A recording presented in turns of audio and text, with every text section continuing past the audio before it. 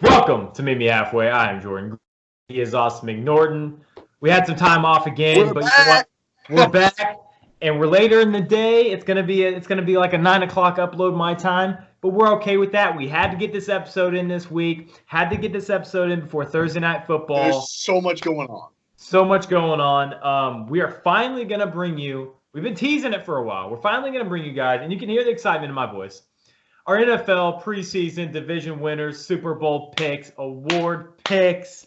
Yeah. But first, we got a couple of topics to talk about you first. It's going to be nothing but an NFL show. No segments on this one It's because week one. because this is going to take forever. So we're going to go straight hour talking NFL, no segments, predictions for the upcoming season. So, um, just recently, if you guys have not heard, Ezekiel Elliott finally signed with the Dallas Cowboys, 6 years, 90 million, I believe, and it was 60 guaranteed. 50 guaranteed. 50 guaranteed of the 90. I believe those figures are correct. Finally signs. He's going to play on Sunday. They said that he intends to start on Sunday. So, Austin, how do you feel about this contract, being a Cowboys fan? And do you think they will regret on the road? No, I don't think so. I think I know timing wise, and I don't necessarily agree with it, but I'm pleased with it. Look, honestly, Ezekiel Elliott's the biggest part of the Dallas Cowboys offense. He has been for the last 3 years. He's been the biggest part. He hasn't been hurt. I mean, he's been a significant piece of this team. And what pleases me most about it, and what's not as concerning to me, is that we've already locked up some of the guys who I would prioritize over Zeke already. We locked up DeMarcus Lawrence. We locked up Jalen Smith. We locked up La'el Collins. So these are guys who I would have put prioritization over Zeke to begin with. And so you look at it, it's like this is a young core of guys now, a really young core of guys. With, of course, Dak Prescott, Amari Cooper, and now Zeke, who's only 24. I'm very happy with it. I really am. I mean, I look at it as, so you either go one of two ways. You either say, okay, we have a no doubt franchise beast, top of the tier quarterback, and you do something like the Rams did with Jared Goff last night, where they give him a crazy deal saying, you're our guy. Here it is. You're our quarterback. The Cowboys, I don't think are saying, I mean, yeah, we have an average to, above average quarterback. We don't have a top tier guy, but we have a top tier running back. We have arguably the best running back in the league. So we're going to pay him like that. And so I am pleased with it. I really am. It's a lot of money. But if you can lock up a guy who's been this good for this long, I'm pleased with it. Now I know if I were to play devil's advocate, and I'm sure you'll bring this up, some of his off the field issues are potentially a concern. Maybe signing some more of those defensive guys could potentially be a concern. But as of right now, if you look at it, and I know I might sound like a typical, oh, you're just a Dallas Cowboys fan. This team should be in Super Bowl contention. They should be. There's no reason they shouldn't be. Should. Yeah. I mean, they 100% should be. They have the offense. They have the defense. There's no reason they shouldn't be in the Super Bowl. So I know that's a typical, oh, you're just a Dallas Cowboys fan saying they're going to win the Super Bowl. But they should. I mean, they have the pieces there. They should win. They should win the Super Bowl. I don't know if they will. They probably won't, but they should. They should. Yeah, I find myself, we talked about this earlier today when I texted you in the morning when I first saw the news. I'm on the exact opposite side of this one. You go and look at the top 10 running backs being paid in the NFL right now, and I'm excluding Zeke because he just got paid today. There are only about one or two of those guys who are even near worth their money, and that's Todd Gurley. The rest of the top 10, you have guys like Dion Lewis, David Johnson, who has produced for 2 years now. You have guys who have absolutely fallen off of a cliff, undeservedly getting those contracts in the first place. Now, I think Zeke is the best running back in the NFL. Saquon Barkley is going to give me another year of what he did last year for me, him to jump, ship from me. But for me, Zeke is the best running back in the NFL. Like you said, like you alluded to. He has the off-the-field issues. He hasn't had an offseason in the NFL without being arrested or obtained. Keep that in your mind. Okay, he hasn't had a offseason in the NFL where he hasn't had a run-in with the police, whether it's warranted or not. No matter how you want to split that stuff, he's been in trouble before. And this is a running back that you're paying. And you have the biggest piece of the pie still yet to be signed. You signed La'el Collins, I think that was yesterday. Your right tackle, a guy that you like to have in the open field who really can go hit guys. I like La'el Collins. You have Amari Cooper to get paid. You have Byron Jones to get paid, who I think they should prioritize over Dak. You have Dak Prescott, who's going to be 2 to 3 times more than Ezekiel Elliott's contract. And then people also forget, I know he was a rookie last year, but if you're signing all these guys to long-term deals, the money is going to still be there. They're not coming off the books anytime soon. You also have to sign Leighton Vander Esch. He's going to be one of the best linebackers in the NFL. So you're going to have a max player, Leighton Vander Esch, max Jalen Smith, max Byron Jones, max Amari Cooper, max Dak Prescott, max Ezekiel Elliott, max DeMarcus Lawrence, Frederick, Zach Martin. Where is this money coming from? Are they printing this off in Switzerland? They're not going to have enough money for all of these guys. And the fact that they prioritize a non-premium position in the NFL, even though he is the best, they paid him above market value, above top-notch value, and 6 years. That is not a good contract to give any running back. I don't care if you had Emmitt Smith again. I don't care. I don't care if you had a prime Jamal Charles or if you had, Barry Sanders in his prime. These are not contracts that are worth giving a running back nowadays, especially with it going to an air raid sort of off college offense nowadays. I do not like the signing at all. I think it's going to bite him in the ass. I do. It's interesting, though, because I think a lot more running backs are going to potentially see this, and maybe a lot more owners are going to start to prioritize their running backs as well. And it's crazy to think that could be a potential possibility in the passing offense that we're in. But of recent, the running backs have been getting deals done. It has been, but you also have to figure. So you have situations like Todd Gurley and Ezekiel Elliott. When they both signed, they were both the best running back in the NFL at that point. But then you're looking over in Los Angeles with Melvin Gordon. He is a top 10 running back in the NFL. He's not I don't think top 3 or top 5. He could be up there possibly, but he's not the best. And they're being so stingy. They're saying, we're not giving you an extra $2 million. We're not giving you a new contract whatsoever. So I don't know if that's really – I think they're paying the top-tier guys top-tier worth.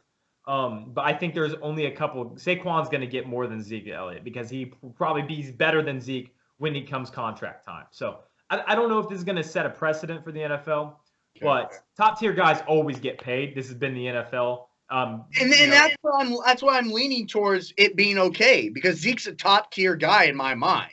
But rather than looking towards the future, get the top guy for your entire team locked up because he is the top guy. He is the top guy. But first of all, do you see him being the top guy in 6 more years? I mean, I don't know. I very much doubt that. That is not a lifespan that an NFL running back has been able to obtain for a long time now. I also don't think that you should just sign guys to top tier value just because other teams are signing their running backs to top tier value. These running back contracts haven't been working. You look at the top 10, almost all of these running back contracts are atrocious. I mean, even Todd Gurley's, people are kind of raising an eyebrow to it nowadays with that knee, what he did in the playoffs in the Super Bowl, kind of disappearing like that. People are even raising an eyebrow to him, and he was considered the unanimous best running back in the NFL last year. Yeah. So just because other guys are overpaying, I think they're overpaying, top tier value doesn't mean that you need to pay this guy top tier value, especially with your quarterback still unsigned. Leighton Vander Esch, Byron Jones, all these guys need long-term deals that you're not going to be able to give them. So you're gonna watch your 2 best defensive players outside of DeMarcus Lawrence and Jalen Smith. They're gonna walk out the door. They're not going to be able to keep those 2. That's in a couple years down the road, but it is. But when you run into cap issues, they linger for 5 to 6 years. You're trying to get that's what the Dolphins are doing. Take the expensive guys, get them off our hands. It lingers for too long for me to like this deal. So, Okay, we'll move on to another topic, and then we'll finally get into the preseason picks. So, With Jared Goff getting his contract last night, once again, I don't have the figures on me. I believe 151, 120 guaranteed. He got most of it guaranteed, which is I think it's crazy. 110 guaranteed. Right. Okay. So he got a good majority of it guaranteed, somewhere in that area. And then Carson Wentz being the highest paid NFL player in the league right now. So who is more likely to perform to their contract, Carson Wentz or Jared Goff? I mean, I would probably lean towards Jared Goff because Carson Wentz injury history. I mean, that's pretty much the pretty simple, straightforward answer. Who's the better player? This is tough. I find this interesting because I also side with you, but I do think there are two separate debates that have two separate answers. So based off of who do I think will play out their contract, I think Jared Goff. But who do I think is worth it? I would probably say Carson Wentz. Okay. I think Jared Goff might be a potential of just being so perfect with Sean McVay. Maybe. I watched a couple games last year where it just seemed like Jared Goff would say, okay, they would break the huddle. They would break the huddle early enough to where he would get out there and Sean McVay could still talk to him before they cut the radio off. Like they do, they have those rules in the NFL. They would break the huddle early enough to where he could get to the defense, read the defense, or Sean McVay would read the defense and say, okay, here's what's going to happen. Go do it. And then he's like, okay, let's do it. Rather, maybe I need to see more from Jared Goff, and maybe I need to see if Carson Wentz can stay healthy. But I think you're exactly right. There's two different answers. In terms of who will play out their contract longer, I would lean to Jared Goff. Who do I think is a better overall player? I would lean towards Carson Wentz. That's tough for me to say for an Eagles guy. Yeah. I'm one of the biggest Jared Goff supporters there is. I might as well. This one I know by far. Yeah. And it's not close. That's good because I supported this guy day one since he got drafted. I said he's going into one of the worst situations I've ever seen in NFL history. And what happened? That he had one of the worst rookie seasons in NFL history. Now the thing is people think that this inability to or this kind of knack to not really be great at ad-libbing or to be good of thinking on the fly and making a play every single time. There's another guy who's not very good at ad-libbing. There's actually quite a few of them that are fantastic. And once there is stuff that they had to ad-lib on, they are not very good at all. I'm looking at Tom Brady. I'm looking at Drew Brees. I'm looking at Phillip Rivers. You don't have to be a great ad-libber. You don't have to think, I have to play outside of this system for me to prove my worth.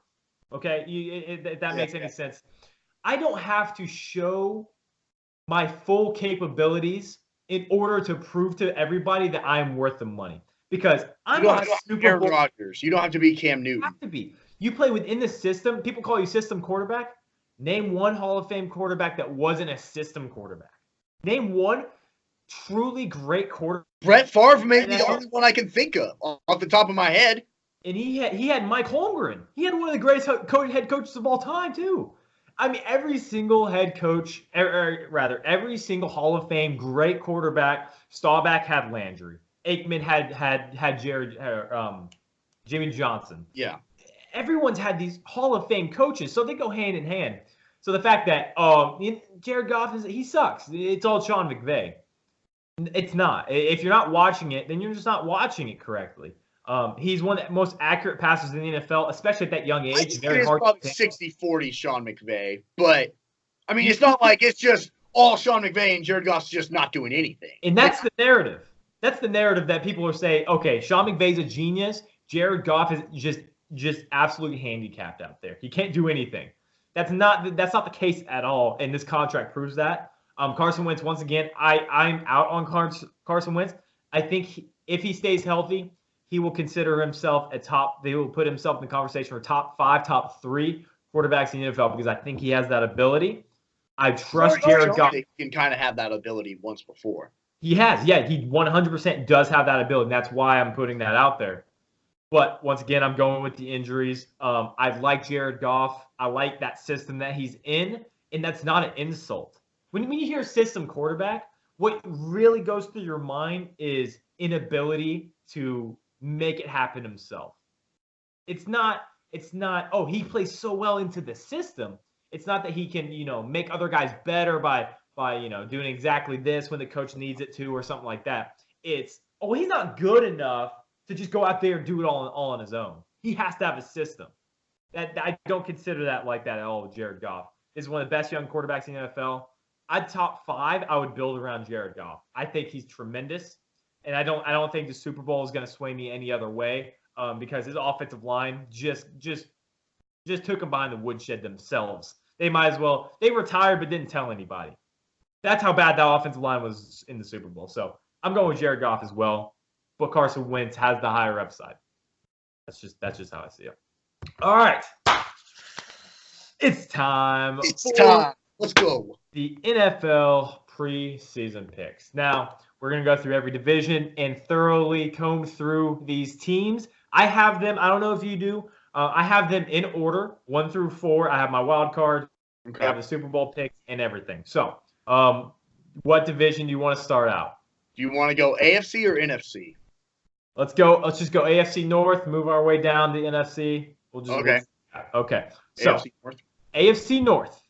Austin, who do you have winning the AFC North? I think this could be a really interesting division. I think between 3 teams. Obviously, Cincinnati, I don't think is there yet, and everyone knows that. They're going to be waiting for a couple of draft picks, and then they'll get there. I truly think they will, but they're not there yet. So I think it's kind of a 3-team race. Obviously, the biggest question mark being the Cleveland Browns. Now, I'm pretty high on Baker Mayfield. I'll be honest. I'm a Baker guy. But I am kind of getting sick of this whole narrative of this is a team that went 0-16 just 2 years ago. And now it's saying they're winning the division. They're probably going to be a 3 seed. What? No, I'm not believing in that. I'm so sick of hearing, man, I mean, if you don't think they're in the playoffs, well, hold on a minute. I think Baltimore got better adding Mark Ingram. I think they probably had maybe one of the best running teams in the league, and then their defense is still the best in this division. And then Pittsburgh's like, oh man, they don't have Antonio Brown, but they still have Big Ben. What are you talking about? This guy's probably one of the best quarterbacks in the league. I mean, he's probably top 3 in the AFC alone. I mean, and so I'm so sick of the narrative of, oh, well, I mean, this is Cleveland's division to lose. Is it? Is it though?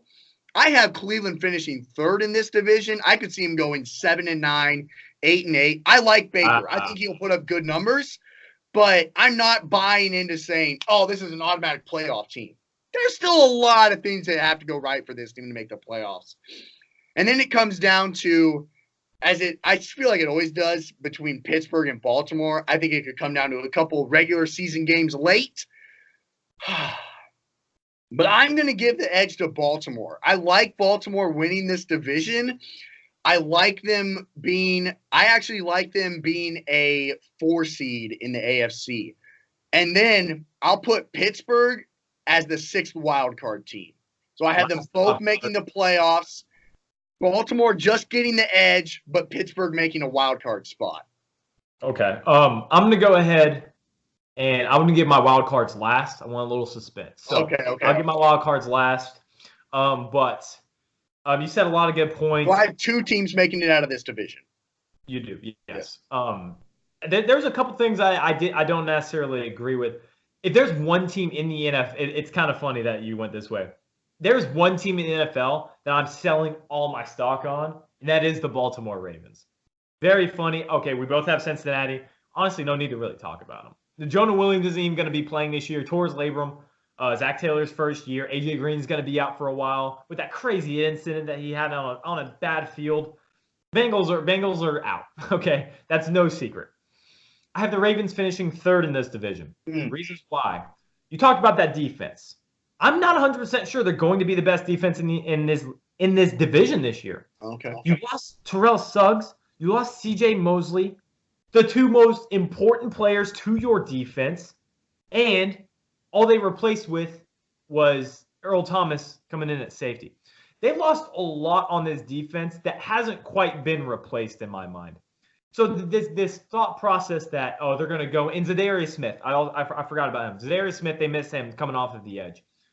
It's not easy to fill those positions. And I know they have Earl Thomas coming in as secondary. I'm not 100% sold on that either. To replace Eric Weddle, who knows what kind of season he's going to be having. I'm not 100% sure Lamar Jackson can still throw the freaking ball. True. I know that they're going to have this pistol college, almost triple option sort of running game that they had last year. Mark Ingram's going to fit that perfectly. They have 4 running backs that they can keep rotating, and they're going to run the crap out of the ball. No doubt about it. But that's under the premise that their defense is going to be stout, and I don't think it will be. I have the Ravens finishing, I think, 8-8, 7-9. I'm selling all my stock on the Ravens until Lamar Jackson can prove it to me. And then that's fair. I mean, that's a pretty big question mark regarding that team. Right. Second, I have in the division the Cleveland Browns. Now, I am not a huge fan of this team. I'm going to get that out there. It's been stated several times. I think they are more noise than what they have had the reputation to have. They seem to be already spotting themselves for a Super Bowl ticket. You didn't even have a winning record last year. And you think adding Olivier Vernon and Sheldon Richardson and Odell Beckham is going to get you from below average to a Super Bowl? That's not how that stuff works. I hate it so much. It's so annoying. Especially with the most inexperienced head coach maybe in NFL history. Awesome. Did you know Freddie Kitchens was the running backs coach coming into last year? The running backs coach. The least important position on the offense nowadays is the running backs coach. And now he's the head coach of the Cleveland Browns, of a talkative Cleveland Browns. So I'm going to put them at third. I don't think that they got enough personnel to win this division. I'm going with the historic Pittsburgh Steelers, an inspired Ben Roethlisberger, an inspired Juju Smith-Schuster, an inspired James Conner to all overshadow the stories that have happened earlier in the season. Antonio Brown's gone. Big Ben could have a career year, honestly. Well, I'll get to that, exactly how much I think he's going to how his role this year. Mike Tomlin and Big Ben finally have just each other to focus on. No more Le'Veon Bell sitting out. No more Antonio Brown isn't playing. He's throwing fits on the sideline. And the problem was last year is that their defense wasn't exactly the steel curtain. They drafted Devin Bush. He has looked fantastic. Oh, man, I was high on him when they drafted him. I watched him for Michigan the whole year.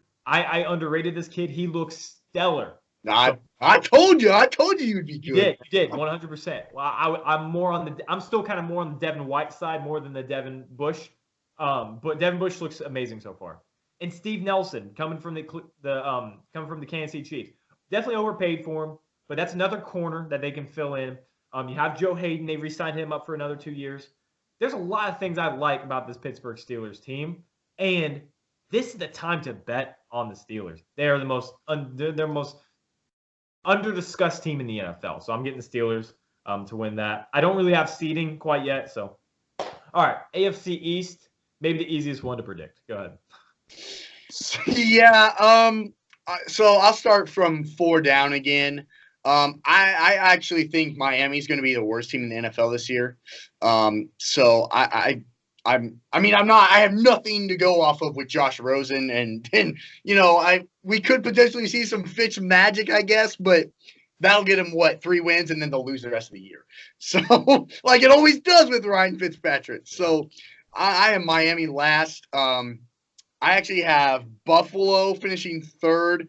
I think they have some pieces. I like Josh Allen. I like Ed Oliver a lot. That was a great pick. So I think defensively Buffalo could be pretty strong. But they're still, I think, relatively young. I think you would agree with that. So I think some growing. 2, I have the Jets. And I think Adam Gase could have a pretty strong year with this team. And I know I've never really been super high on Sam Darnold, but I think maybe Le'Veon Bell will take a little bit of the weight off of his shoulders. There's obviously a lot of question marks with that team, but if they play to their potential, I think they could finish second in this division. But I mean, all 3 of these teams have been playing for second in this division literally since, I don't know, this kid from Michigan's decided that he was going to start for the New England Patriots. So, yeah, I'm going to go with Tom Brady winning this division again. And I actually have them, I think, winning a 1 seed in the AFC. I'm going to put the Patriots at the 1 seed and winning the AFC East. Okay. No one else making it out of this division for me. I mean, you pretty much said it all for me. I had Miami finishing third. I'm going to move them to fourth now. They're going to be better than people think. I think everyone gives Bill Belichick this amazing, enormous accolade and credit for the Super Bowl. People forget Brian Flores was the play caller for that defense, and he had a lot of below-average defensive players and just terrorized the Los Angeles Rams offensive line. So I think he's going to make a lot of that happen, especially when you got Xavier Howard. I love Christian Wilkins. I'm not gonna lie. They don't have a ton of talent on the defensive end outside of them, but I think that they're going to be better. But I still have them last, especially trading away Laramie Tunsil and Kenny Stills. So I have them last. I have them winning about 5 to 6 games now. Then I have the New York Jets. I don't exactly see how this team got exponentially better. You have Le'Veon Bell and Adam Gase. This also has a formula to absolutely blow up this season as well. You have a guy like Le'Veon Bell and Adam Gase, a guy who traded away Jay Ajayi to prove a point. That was his quote. He traded Jay Ajayi away to prove a point. You think he's going to have a culture problem with Le'Veon Bell, a guy that's been about me the past 2 years? So I'm not really buying on the Jets. James Crowder was a good signing. CJ Mosley, of course, I think they overpaid for him, but that was, of course, the signing of the year for them. Yeah. So I have the Jets at number 3. I have them around kind of the same thing as Miami. I'm not really high on the Jets at all this year. I think people have them in the playoffs is just loopy. Second, and I'm going to get a lot of bias by this way. Okay. I have the Buffalo Bills at second. I think that this defense is already second in the NFL last season. Now you have Frank Gore. LaShawn McCoy's gone. You have Frank Gore, Devin Singletary, and TJ Yeldon. Those are the perfect backs to complement a power running game that the Buffalo Bills are going to implement. Austin. The Buffalo Bills had one of the worst offensive lines in the NFL last year. That's why Josh Allen had to run for his life, right? Everyone knew this. They have 8 new offensive linemen on the roster. 8? New ones. And now they signed 8. Now, they didn't keep all 8 of them, obviously. But you have guys that are new to this team that are exponentially better than they were last year. The offensive line, which was the biggest problem, Josh Allen had to run for his life. That's going to help out the running backs. Cody Ford is going to be one of the best right tackles in football this year. Take it to Vegas, make some freaking money with it. Cody Ford is going to be I've been in Vegas. Yeah, I don't know. Does that exist? No, honestly, I really hope it does. I really hope it does. He's a beast. He's a beast, and he's playing right tackle for the Buffalo Bills, and he's going to prove that he should have gone in the first round last year. So I have the Bills at number 2. I think Josh Allen's going to be exponentially better with John Brown and Cole Beasley coming in as targets. I think Zay Jones and Robert Foster are blazers off the edge that can go get the ball. I like a lot of improvements and progressions from this team.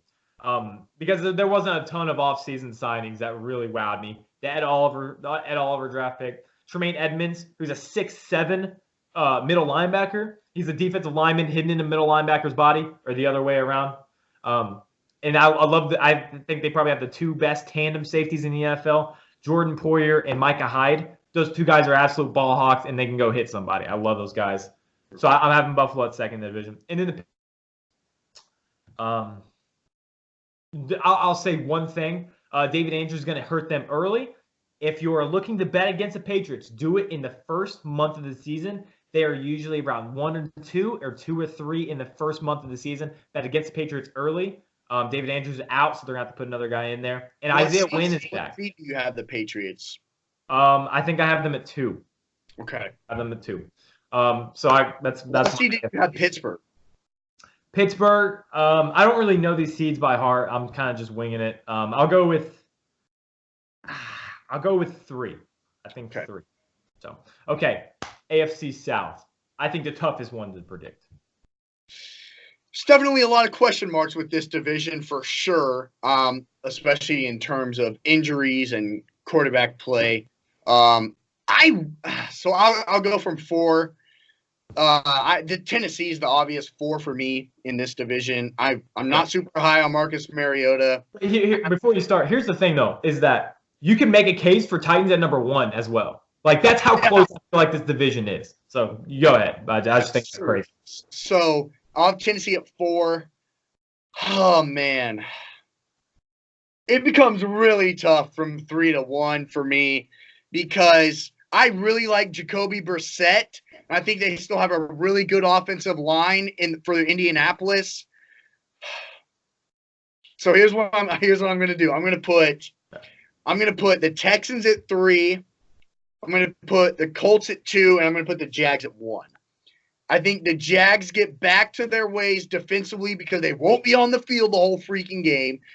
Because Nick Foles is going to be able to actually, maybe, I don't know. Here's the thing with Nick Foles. Don't expect him to come out and just be, oh, well, you're the quarterback who win the Super Bowl, so you're just going to go out and dominate this division. Right. No.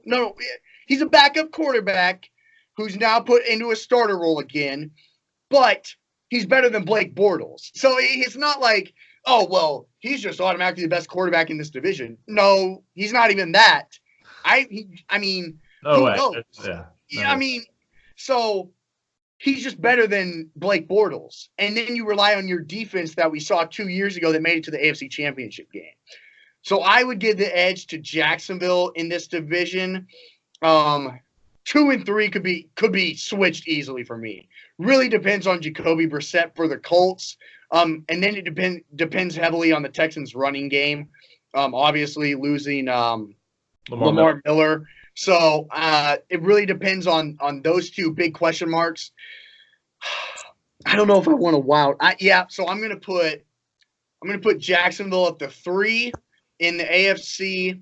And no other team makes it out of this division. But boy, if one of those 3 teams won the division that I didn't pick, it wouldn't surprise me at all. So don't bet on this division if you're going to Vegas, in my opinion. I'm not betting on it. No way. So I'm going to go ahead. I'll start at the bottom once again. The Titans, I have it coming in number 4. I think this is the year they finally move on from Marcus Mariota because they signed Ryan Tannehill, who is the perfect borderline starter backup to be like, well, if Mariota's bad enough, we can throw him in there. You know, it's not, you don't sign Ryan Tannehill if you have Tom Brady. You just don't do it. So I think this is the Mariota year, his way out of Tennessee. So I have them finishing 4th. Not a very good year. Defensively, I love that team. I love the way they're built inside out. Like, I like it. But I just don't see a whole lot of talent on this team on offense. So Titans at number 4. Number 3, I have the Houston Texans. Kind of wordplay there. Tytus Howard could not be your starting left tackle. He's too raw. He did look good in preseason, but that just could not happen. They trade for Laramie Tunsil. Good for them. That's exactly what they needed to do. I think they gave up way too much, but we're just talking about on the football field this season. So that stuff's kind of out the window for this. I have them at number 3. Their defense was among the worst in the NFL last year, and they lost William Jackson, they lost Jadeveon Clowney, and they lost Tyrann Mathieu. This is going to be the worst defense in the NFL next year. I don't like this team at all, but they're going to put up a lot of points with Deshaun Watson. I can promise you that. So, number 2, I have the Jacksonville Jaguars. One thing that you alluded to is that the defense is going to be better because they're not always on the field.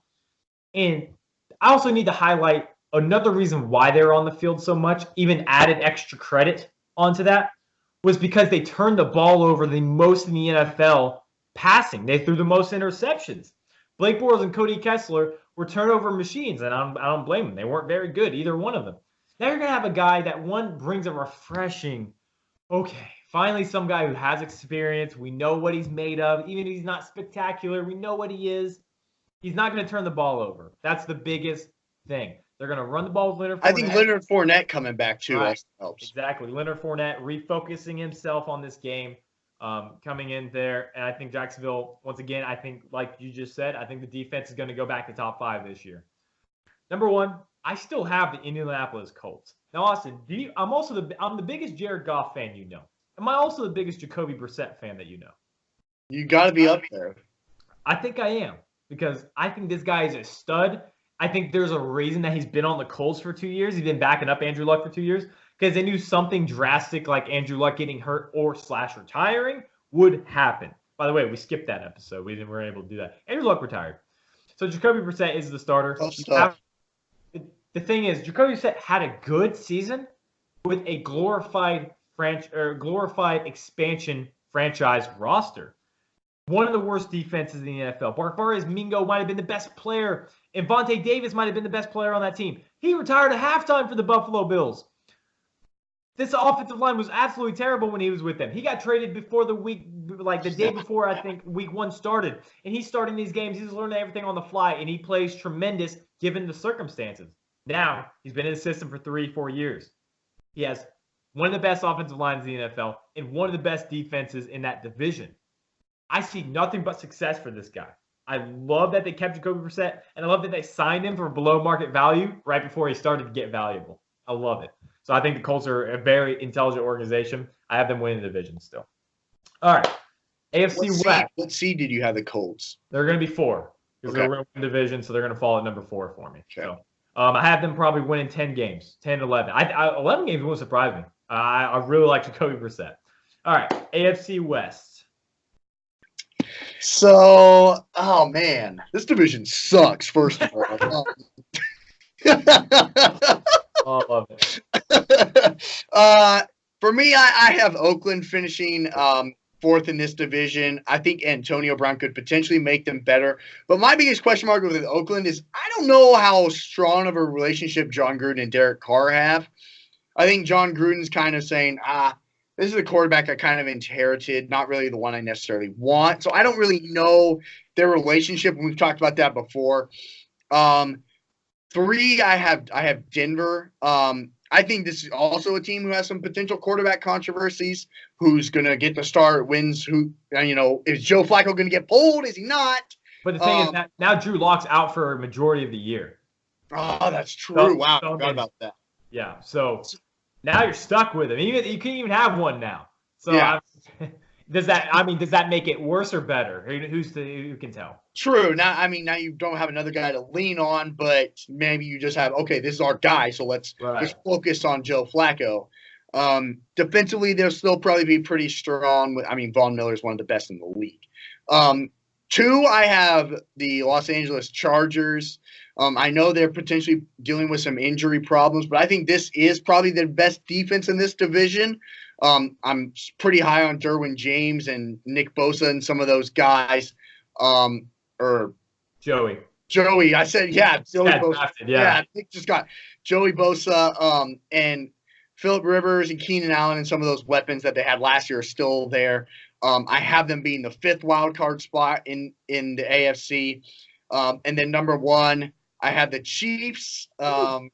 Surprisingly, they I know. I have them really win this division. It's rare to even see them make it the playoffs, to be completely honest.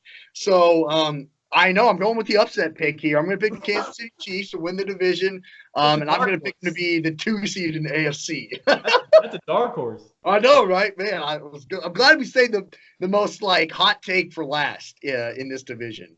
100%. I have the Oakland Raiders 4th. No surprise here. Their pass rush is still going to be the worst in the NFL. Hasn't gotten any better whatsoever. Cleveland Farrell just looks average to me in preseason. I don't like what I saw from him. And he was their first pick. So I'm not liking what the Raiders are doing on defense. Jonathan Abram, I think, was a good draft pick. But this is a rebuilding team, so you can't really expect too much from them day one. No. I don't really think they deserve much more conversation than that, honestly. Moving on to the Denver Broncos. Now, the Denver Broncos, I think, is the number 1 franchise in sports that I dislike the most. But let me tell you this. I love what they're building in Denver. I love what they're building. Vic Fangio, one of the best defensive minds. So they interviewed Matt LaFleur, however you say it, Sean McVay, and Kyle Shanahan, some of the best offensive minds in football. They said, individually they interviewed these guys. Who is the best defensive mind you've gone against? Vic Fangio. Vic Fangio. Vic Fangio. Incredible. And this is the defense that he's inheriting. Von Miller and Chris Harris Jr. Yeah. And Justin Simmons. I really like him, by the way, playing safety. I think Courtland Sutton is going to be one of the best receivers in the NFL this year. He's a big body out of SMU that they got last year. Didn't really have the quarterback to throw it to him. He's got Joe Flacco. He's a big guy that has made a lot of plays last year that I think got overlooked quite a bit. And Philip Lindsay's going to come back. I'm not really as high on Philip Lindsay as most people are. I expect a regression year from him. I love what they're building in Denver, but just not yet. I'm not quite there. I'm kind of right there with you. Right. So I'm about 1 to 2 years out but I love what they're building in Denver. Number 2, I have the Los Angeles Chargers. I have them at number 2 in this division. You talk about the guys that you liked on this team. This is also year in and year out, along with the Baltimore Ravens, the most injured team in the NFL. It's pretty scary. You already have Derwin James, who might be out the entire season now. He has a bent screw in a foot that he already broke in college. A bent screw. That means his foot got fixed, and now it needs to be refixed because the fix got broke. Pretty tough. That's what happened. Russell Okung, their starting left tackle, has blood clots in his lungs. That might not be a thing that gets recovered that easily from. Phillip Rivers is not a mobile quarterback. He's a guy that's going to need this offensive line. Keenan Allen's been banged up in the preseason. We know he's been banged up his entire career besides the past year or two. This is a team that's going to be banged up once again. I'm selling my stock on the Chargers, but I still have them at number 2 in the division because I think this is really a one-horse race. Call me biased. I do not care. So for you, that leaves your Patriots, Chiefs. You had Steelers, or no, you had Jaguars. I had Jaguars, Baltimore. Okay. Oh yeah. You had Baltimore, Jaguars, Baltimore. Then you had, who were your wild cards? Chargers, Pittsburgh. Okay. Mine are number 1 seed, Kansas City, New England Patriots. I have Pittsburgh Steelers, Indianapolis Colts, and my 2 wild card teams are the Jacksonville Jaguars and the Buffalo Bills.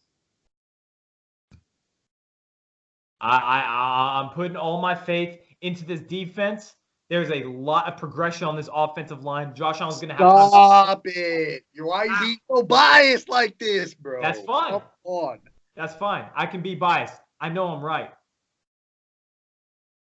That's the bottom line. I would not. You understand? I have the ability to be unbiased. I've been doing it for years. I have the ability to do it. I understand that how this looks being a Buffalo Bills and Kansas City Chiefs fan my entire life, having at the 1 and the 6 seed. Well, this is a team that's been building for 2 years now. You have the exact running game that you need, the exact running back depth. You have a brand new offensive line. You have a second-year quarterback, which, by the way, are very high chances for the playoffs. Second-year quarterbacks are. And Josh Allen, showed you a lot last year, not with accuracy. And you have the second-best defense in the NFL. And you upgraded with Ed Oliver. I love what I'm seeing from the Buffalo Bills. I think they squeak into the playoffs. But I think they do it at like a 9-7 clip. I don't think it's going to be a great record, but I think they're going to get in. So you think your Chargers are just going to completely fall off? 100%. 100%. I would not be surprised if they were below 500 this year. Would not be surprised. Austin, this is the most injured team in the NFL year in and year out. Last year was the exception. They were not injured at all last year. Now you have Keenan Allen, one of the most fragile guys in the NFL. You have Derwin James, who might be out the entire year. Yeah. Casey Hayward, who's been an injury-riddled cornerback. Joey Bosa, one of the most injury-riddled ends in the NFL. It's bound to happen, and it's already happening. They're already crumbling in front of your eyes. And Melvin Gordon's out. I didn't even mention that. Melvin Gordon's out. He might not play the entire season. You want Austin Eckler take you to the playoffs? I don't think so. I have the Chargers out. I'm selling all my stock, 100%. All right. So we'll go. We're going to go ahead and do the NFC, and then we'll go into do the playoff. So let's go to NFC North. NFC North. Okay, so I think this is going to be another really interesting division. So I think I have a winner of this division, but in those other 3 spots, if they kind of switched it around, it really wouldn't surprise me. Right. Man, I honestly might go. I think I'm going to go lean towards Detroit being the 4 seed. However, I think this could be a team that could go, 9-7 to 10-6 potentially. I think Matthew Stafford could have a potentially great year. Defensively, they're building something pretty strong, and I think a lot of that has to do with their head coach. That dude knows what he's doing defensively, and I think Detroit is going to get on that path where they could be right there battling with the Bears, the Cowboys, with some of these elite defenses in the NFC. But for right now, I'm going to lean to them being the 4 seed, but I think it's really close between them and my 3 seed is the Green Bay Packers. I still don't think they've completely replaced everything And I think a lot of that has to do with the fact that Aaron Rodgers is just taking up so much cap space for this team. And maybe deservingly so. I mean, he's probably the most talented quarterback in the league, arguably, with, Patrick Mahomes and guys like that. So it becomes really interesting. And I almost want to lean towards putting Minnesota in this 3 spot. But for me, I think also having a new head coach, maybe working with the dynamic of Aaron Rodgers and new head coach together could give the edge towards Minnesota being the 2 seed out of this division. I'm not high on Kirk Cousins. I really haven't ever been. From his days in Washington, where he was so hyped when he made the playoffs when they were 8-8, and I've never been so sold on Kirk Cousins. This was a team that made the NFC Championship game the year before. Kirk Cousins comes in, they miss the playoffs. What happened? I mean, I don't. Where did Adam Thielen go? Where did some of these stout defensive players disappear to? But I'm not sold on Kirk Cousins leading this team back into Super Bowl contention in the NFC. So that's where I go with my number 1 seed in the Chicago Bears. I wasn't high on Mitchell Trubisky with a lot of the guys when he got drafted by Chicago, but he's proven to be pretty decent, an above average to average quarterback in this league. And then defensively, this is probably the best defensive team in the league, let alone the NFC. I mean, Khalil Mack showed that last season. And then you look at some of their other secondary guys and linebackers. This team is going to be good. If I'm looking at the other teams here, I would give Chicago, I would probably give them the 3 seed in the NFC. I would give them the 3 seed. Yeah, I'm definitely crazy division. I have picks that are going to astonish you in this division. So, and honestly, it probably won't, because I can see it going so many different ways. Right. So number 4, I have the Green Bay Packers. I have them finishing last. I figured you would do that. Why? You're kind of a borderline Rodgers hater. No. I'm a realist. I see what he does in the media. You're kind of a hater, though. Okay, then how come there's several teammates, former teammates, that bash this guy to death? How come that doesn't happen to other guys? Have you ever heard of somebody just bashing Troy Aikman? I don't think so. Moving on. I have the Green Bay Packers finishing 4th. I think Matt LaFleur undeservedly got the job. People questioned if he could command a room as a coordinator in Tennessee. And when he was with Marcus Mariota in Tennessee, the offense got worse than before he got there. I'm not 100% sold on this young Sean McVay type head coach.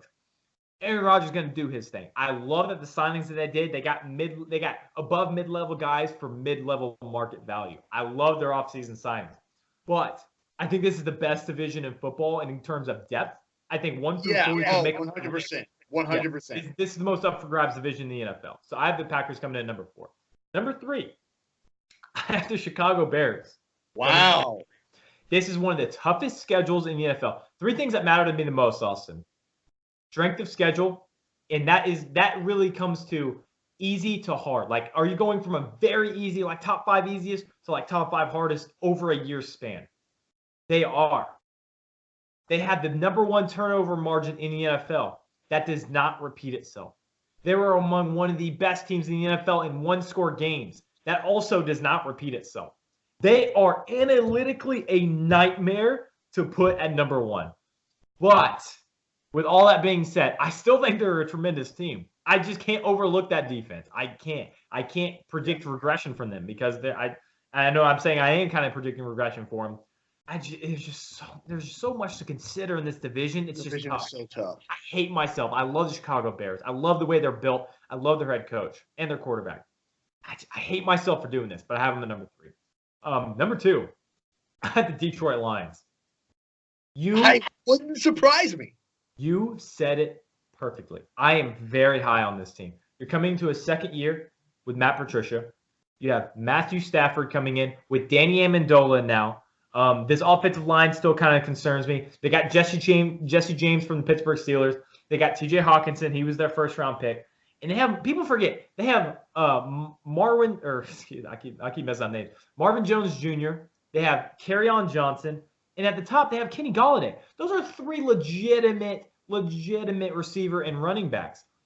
Kerryon Johnson might be the breakout player of the year, in my opinion, a former running back from Auburn. He got hurt in the last stretch of the season. His season was cut a little bit short, but when he was playing, he was a monster. And I love, you know how I love a good defensive line. Trey Flowers, they got from New England. That's Matt Patricia's guy. Same with Danny Amendola. That's his guy. Damon Harrison Jr., one of the best run stoppers the NFL's ever seen. Snacks Harrison. A'Shawn Robinson, one of the better young guys. Deshaun Hand, one of the better young guys. Mike Daniels starting for this team. One of the best ends in football coming from the rival Green Bay Packers. And this is why this is what really got me awesome. He came over because he said, Matt Patricia is a defensive genius. He said that about a rival head coach. He's been a lifetime Green Bay Packer.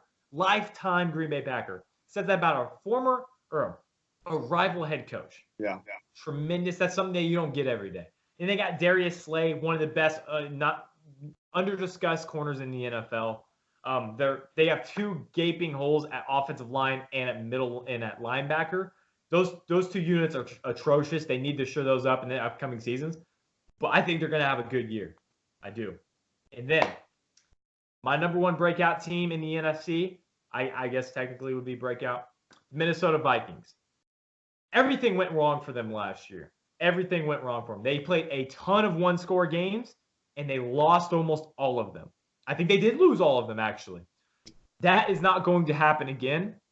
Kirk Cousins balled out last year. I know you were very critical of him in primetime slots like everyone is. His stats told you exactly what happened last year. Teammates are raving about him once again like they did last year. Stephon Diggs, Adam Thielen, and I think another breakout player of the year candidate, Dalvin Cook, looked exceptional in preseason. I do like Dalvin Cook. Yeah, looks like a stud. I got the Minnesota Vikings winning this division. So, NFC East. Well, here we go. In this division, I'm actually going to put Washington at 4 in this division. I think there's just I think this is a pretty young, inexperienced team. I think Ryan Kerrigan defensively is a monster, and no one questions that. He's wrecked the Cowboys for years. But offensively, is it going to be, Case Keenum? Is it going to be Dwayne Haskins? Who's going to be your leader of the team? I really don't know. And is Adrian Peterson really your running back, or who's your running back, or stuff like that? It's serious guys. They're going to start him. And so I think there's a lot of young potential pieces on this team. I'm not a real believer in their head coach either. So I think that's what gives the edge to New York, who I have as my third team. Saquon's a freaking monster. I mean, he truly is. He's just an absolute beast. He's going to get his, and he's going to get himself in a potential way to put the Giants in close games that they can edge out. I mean, that might result in them going, who knows, like, 6 and wow, I'm bad at 6 and 11 or something, or so I don't really know, but and then of course you don't know with their quarterbacks. Is it going to be Eli? Is it going to be Daniel Jones, or both, or when are they going to switch, or who knows? 2, I have the Philadelphia Eagles in this spot. Like I said, I'm not as high on Carson Wentz. That's fine. Call me biased, whatever. I'm not a believer in Carson Wentz as high as everyone else is. Everyone's saying, I mean, this guy's an MVP. I mean, yeah, he could be, but he hasn't been healthy yet. So, I mean, who knows? Defensively, this team is really good. I think they have a strong run game. But number 1, I think the Dallas Cowboys. And whatever. I don't care. They have they truly do have all the pieces to do well. They just locked up Zeke. They have Dak. They have Amari. They have their offensive line, who is finally healthy. And remember, when this offensive line was healthy, they went 13-3 with the same guys they have now at quarterback and running back, who now have more experience. They have a better wide receivers when Michael Gallup and Amari Cooper. And then defensively, this team is 10 times better than they were in 2016 when they went 13-3. So I think just if all you viewers think you say I'm biased, then fine. But I think when you truly look at the pieces that this Cowboys team has, they should win this division. And I'm going to actually go ahead and say they're the second seed in the NFC. I have Philadelphia making it as the 5 wild card spot, so the first wild card spot. So 2 teams make it out of this division because I think truly Dallas and Philadelphia could be battling it out, but I'm going to give the edge to Dallas. Okay. Shockingly, I know. Whatever. Yeah. That's fine. I mean, hey, you called me biased for putting the Bills in, but whatever, I guess. I guess we're playing one-way street. One's a little more out there than the other, but, that's okay. All right, I'll give you that. So, for the East, by the way, my stuff gets crazy in the NFC. Just a heads up. My worst team in the NFL, I think, will be the Washington Redskins. They have the perfect community storylines. Head coach is on the hot seat already before the season started, and a quarterback. That's not really a recipe for success when your coach is already on the hot seat before the season begins. And quarterback controversy. Dwayne Haskins and Case Keenum. You know for a fact one of those guys is not playing the whole season. You know they're going to be interchanged. Everything's going to happen. Yep. This team does not have enough talent on offense to sustain that. Darius Geis, I think, is going to have a good year. Another good running back coming from LSU. The defense, actually one of the best front sevens in the NFL. Yep. Matthew Ioannidis, Deron Payne, Ryan Kerrigan. I know I'm leaving somebody out right now, but a lot of good guys up front. It's not going to be able to make up for this atrocious offense. Jay Gruden's going to get fired by midseason. Take that to Vegas. I think he'll make some money on it. And the quarterback controversy is going to just continue. So I have the Redskins at number 4. Giants at number 3. Like you said, I think Saquon is able to carry them to number 3 spot in that division. Their defense, I think, is building. I don't really like exactly where the quarterback controversy is going. Are they going to start Eli or Daniel Jones? Once again, we don't know. Am I sold on Pat Shurmur? Not really. He hasn't really proven anything either, being a Giants head coach. Number 2, I have Dallas Cowboys. They have the best roster in the NFL. 100% thorough. Left tackle, one of the best in the NFL. Center, guard, one of the best in the NFL. Lil Collins, one of the best physical guys in the NFL, even though he's not really up there. Zeke, Dak's a good quarterback, not a great one.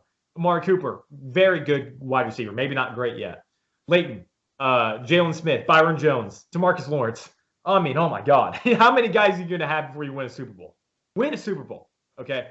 I have them at number 2.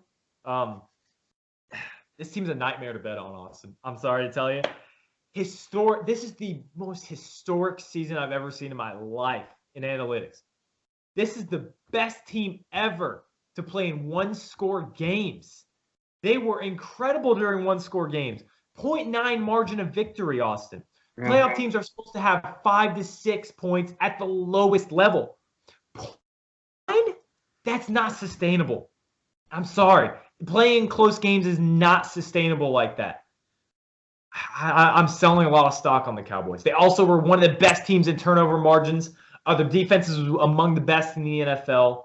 There's a lot of things that can go the other way on this one. But the talent, it's hard for me to bet against them, but I have to right now. I have them at number 2 instead of number 1. So do you have them in the playoffs? We'll get to that. I want to reveal that afterwards. Boy, I swear.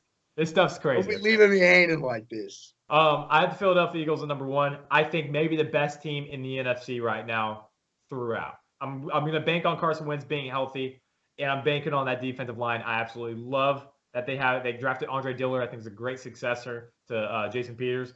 Their offensive line is healthy once again. I think they're going to have a tremendous push up front. No more quarterback controversy. I love the Philadelphia Eagles this year.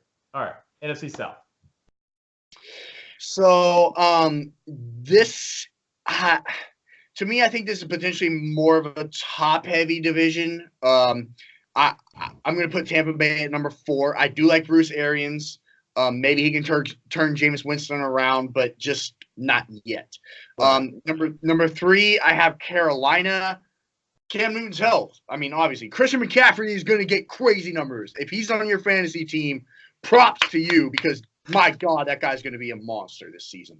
And then number 2, man, I have Atlanta as number 2.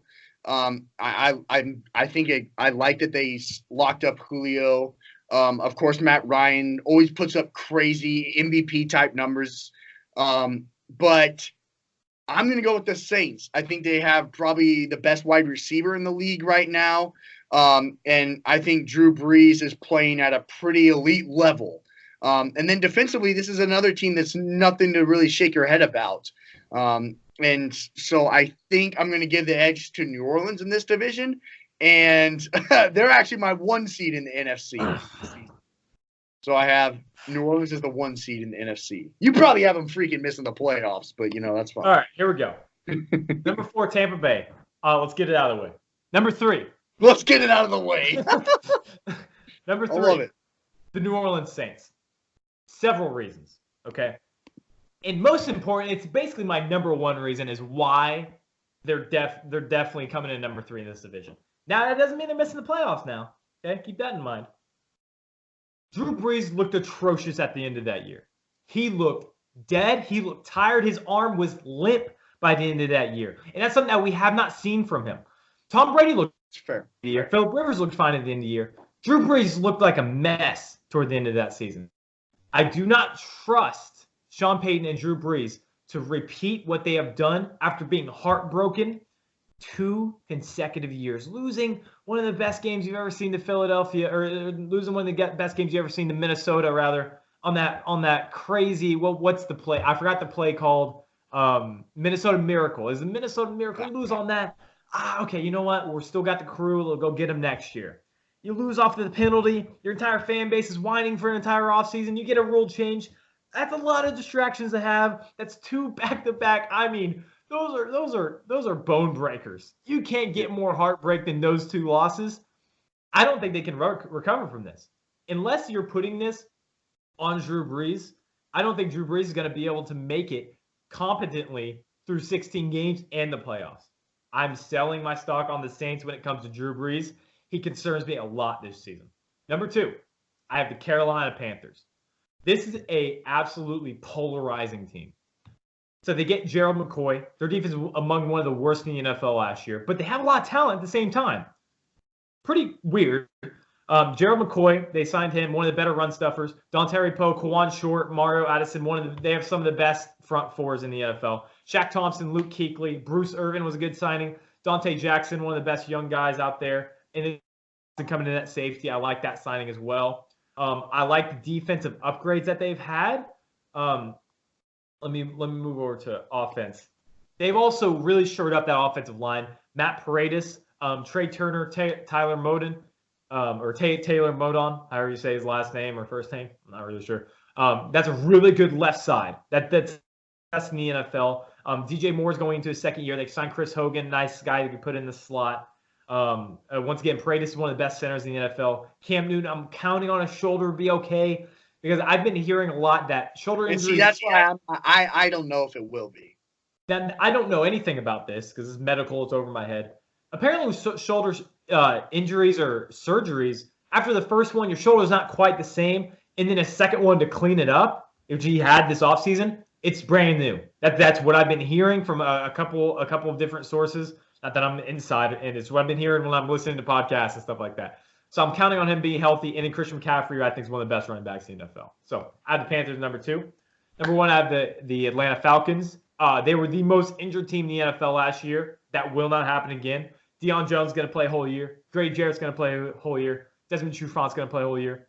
And they addressed the number 1 problem on their team, which is offensive line. They go Chris Lindstrom, who I think is going to be the Quentin Nelson of this season, by the way, right guard. He's going to slide in there really nice, coming from Boston College, first-round pick. And then Caleb McGeary. He's not starting because he's a little banged up right now, but he's going to be playing right tackle. Jake Matthews playing left.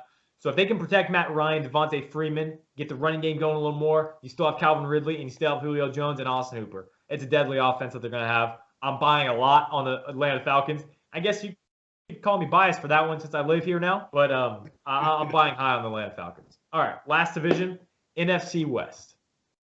This one's also, I think, a kind of interesting division. I'm going to give the 4th spot to Arizona. I do like Kyler Murray. I'm pretty high on Kyler Murray, but I'm not high on their head coach just yet. I mean, who knows? I mean, he might surprise me, but he was not great at Texas Tech by any means. Right. So I think that becomes interesting and maybe a problem for Arizona in this division. Number 3, I have the 49ers. I don't know if Jimmy Garoppolo will be 100% again. I mean, that's a tough injury to come back from for sure.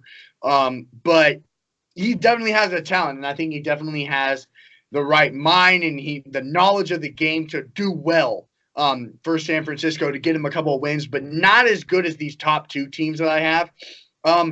Coming in at my 6th wildcard spot and the second team in this division, I actually have the LA Rams. I don't have the Rams actually winning this division.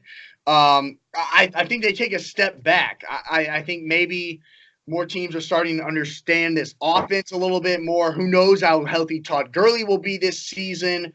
We still don't really know what happened last season with him. Cooper Kupp, same way. I'm really high. I like Cooper Kupp, but he's coming off of an injury. Just re-signing Jared Goff, I think, helps this team. Just get some confidence and say, look, this is our guy. So he's going to go out and lead this team. But not compared to this guy. Russell Wilson, I think, could have a potentially career year. I don't think Seattle used him right last year. I don't really know what their offensive scheme was because I watched them when they played Dallas in the playoffs. He only threw the ball like 20 times. And you're like, why? Like, this is one of the most elite quarterbacks in the NFL. They locked him up. They say, all right, Russ, you're our guy.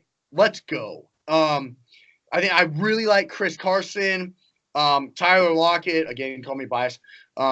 Defensively, I don't think this team will be spectacular, but I'm really high on this offense, and I have Seattle being the 4 seed in the NFC and actually winning this division, upsetting the Rams.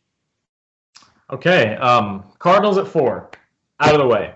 Number 3, I have the Seattle Seahawks, actually. Now, okay. This is also, there's a few of the analytic nightmares to bet on, and this is one of them as well. They are a running team. Of course, I love running the football, especially with Chris Carson, but he's had injury concerns in his past. They lost a lot, Austin. They lost one of the best in the NFL. People forget about that. They lost Frank Clark, even though I know they have Jadeveon Clowney now to kind of compensate for that. And they lost Earl Thomas. Those are big losses to have. And I know Earl Thomas kind of didn't really play as much last year. He broke his leg on the first game back. Those are still big losses to have. And this team's gotten younger and younger. They sold a lot of guys early, and they're getting younger. But I just don't think they're going to get better. They've sold too much, I believe, in order to make the playoffs. Because the thing with having a Russell Wilson type quarterback is you're never rebuilding. You're just building because you have the one thing that every other team is looking for in the NFL. So I love the Seahawks next year. I'm selling on them this year. I actually love they're just a very rooted, like you can really root for this team. They have so many guys on this team that you could absolutely just go for. But I have the Seahawks number 3. I had 49ers at number 2. They actually could really be interchangeable between 2 or 3. Because I'm not buying the 49ers either.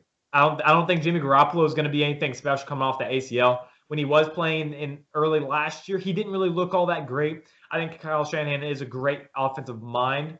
I think they're going to put up offensive numbers, but the defense is atrocious. You can't convince me otherwise. Their pass rush is going to have to play out of their mind in order for this defense to even have a shot.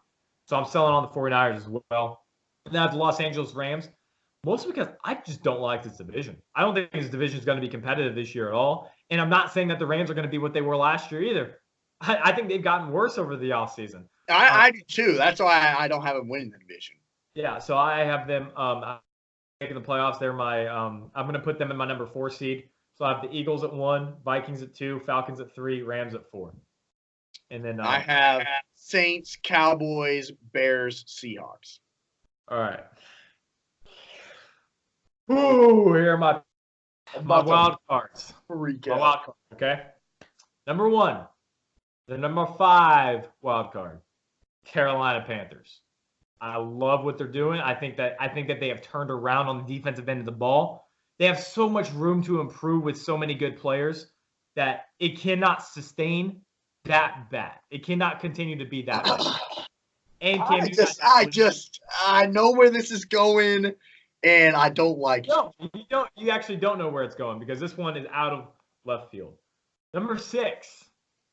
I'm nervous. You're going Detroit, aren't you? I bet you go Detroit. Number 6, the Detroit Lions. I knew it, dude. Oh my gosh, I knew it.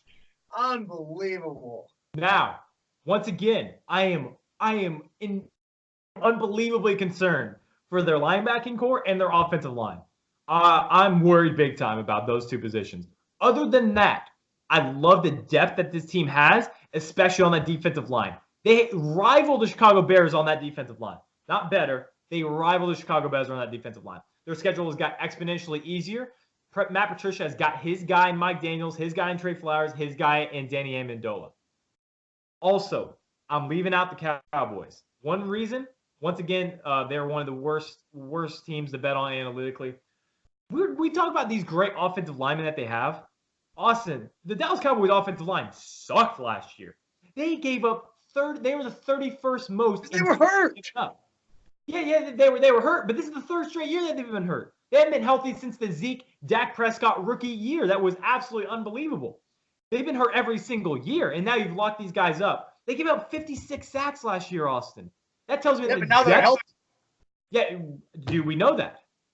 How can I expect after 2 to 3 straight years of injury-prone offensive attack? Tyron Smith has not looked the same since he had that elbow surgery. We both know that. Travis Frederick's coming off of a blood condition. Whoa, I don't know anything about that. I'll go back off of that one. There are so many things about the Dallas Cowboys. Plus, I just think there's going to be a ton of pressure on Dak Prescott to perform to his contract. If they don't get it done before the season starts, which is here in a couple days, I'm selling hard on the Dallas Cowboys. I'm sorry. I am. That's fine. All right. You're just – oh, my God. That's tough. That's tough. I don't know. I don't know what to tell you, Austin. I don't know what to tell you. I mean, you can – I actually – you understand I am one of the biggest Dallas Cowboys supporters. I have been recently. I think they have the best roster in the NFL. I like but not love Dak Prescott. I think Zeke's one of the best. I think Tyron is. I think DeMarcus Lawrence is. But there's just too much telling me, especially with the margin of victory. 0.9, Austin? That is impossible to sustain. That is when you are watching a game and you're like, by more this time. But the thing is though, is when you are watching a game, and this is historically in the NFL, and you say, well, that game could have gone either way. It went Dallas's way every single time last year. It doesn't happen. Teams are going to play close games, and just because you've gotten better, don't expect wider margins of victory just because of that. They're going to play close games, and I'm not going to say they got lucky because I hate when people say that because they didn't get lucky. They were just good. But there is a certain amount of fortune that comes to winning one-score games. Ball bounces the other way to the other team on a fumble. Little things like that are not sustainable. That's my biggest reason for keeping the Dallas Cowboys out. It's tough. All right. Can't wait to see LA just absolutely dominate the AFC West. The Chiefs miss the playoffs. It's going to be fun for me to watch. Just can't wait. Let's go on to the AFC Championship. AFC Championship? Yes. I have Kansas City and New England. Man. You want me to pick it? Yeah. Oh, yeah. We're picking Super Bowl. We're going all the way. Oh, boy. This is really tough. I'm not going to bet up against the Patriots until they lose. That's fine. So, I mean, we'll go with that. So I'm going to. I'm not going to bet against them until they lose. And with the way that I have it being potentially in Foxborough, I think could be even more troublesome for the Chiefs. But we'll see. I mean, right. I know people around my neck of the woods are expecting Super Bowl or bust. So we'll see. Yeah. Once again, I have the same Chiefs Patriots, except I have in Arrowhead. You have the Patriots advancing. I have the Chiefs advancing. I do not care about being called biased. Picking the Kansas City Chiefs to go to the Super Bowl is not stupid. Okay, this is one of the best teams in the NFL already, and they've overhauled the entire defense. The defense is going to be tremendously better. Patrick Mahomes' stats are going to come down because he's not going to be on the field every time having to score 50 points a game. It's just not going to happen. So I have the Chiefs going to the Super Bowl. How about NFC for you? So you have NFC. You have the Patriots. I have the Chiefs. Okay, so in the NFC, boy, this becomes really tough because I think a lot of these teams, I think a lot of wild card teams could potentially make runs in the NFC. I think the NFC. Okay, so I think this has been the case for a few years now. I think the AFC has the better like overall top teams, Yeah. but the NFC has the deeper conference. Right. Yeah. So, gosh, it becomes really tough to try and pick because a lot of any of the 6 teams, if they make it to the NFC Championship game, it wouldn't surprise me.